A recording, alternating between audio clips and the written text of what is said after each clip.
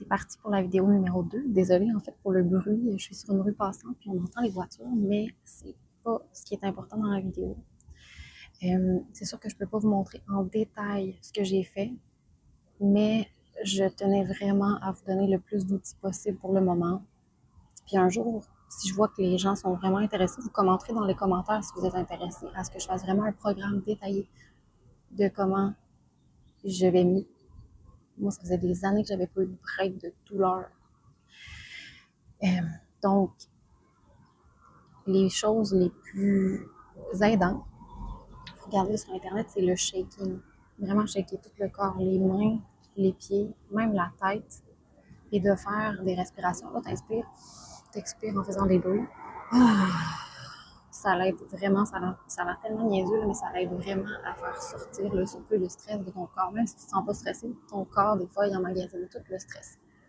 Donc, moi, ce que j'ai vu une différence, c'est vraiment quand je l'ai fait pendant 3 jours de temps. À chaque heure et demie dans ma journée, tu te mets des alarmes, peu importe. À chaque heure ou à chaque heure et demie, aussi souvent que tu peux le faire. Tu t'en vas, si tu travailles, tu t'en vas à la salle de bain, n'importe quoi. Tu t'en vas te cacher, tu fais ton shaking, tout. Après ça, il y a le balancement des hanches. Des hanches, tu te couches à plat ventre, puis tu bouges les hanches et les pieds comme ça de gauche à droite. Ça, je le fais beaucoup au lever et avant de me coucher le soir. En fait, ça calme le corps. C'est pour ça que les bébés, on les berce. C'est sécurisant. C'est sécurisant pour ton corps aussi. Fait que ça, c'est les 2 mois qui m'aident le plus. Il y en a plein d'autres. Il y a le taping, les exercices du nerf vague qui aident beaucoup aussi. Vous regarderez sur Internet, j'ai pas le temps de tout dire. Puis pour les gens qui ont la fibromyalgie, en fait pour toutes les gens, mais encore plus pour les gens qui ont la fibromyalgie, de faire des exercices. Moi, j'avais 0 muscle, 0. Genre, j'ai pas l'air d'en avoir encore, mais je m'entraîne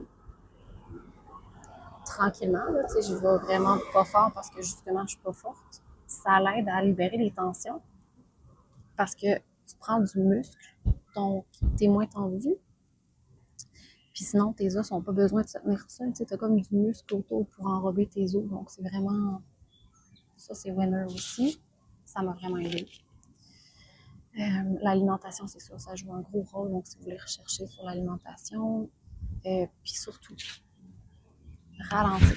Souvent, les gens qui ont la fibro, les gens qui sont stressés, c'est des gens qui se mettent beaucoup de pression. Moi-même, quand je travaillais pas, j'allais à 200 000 à l'heure, puis j'avais pas le temps de me reposer, je trouvais pas le temps de me reposer. Fait que ralentir.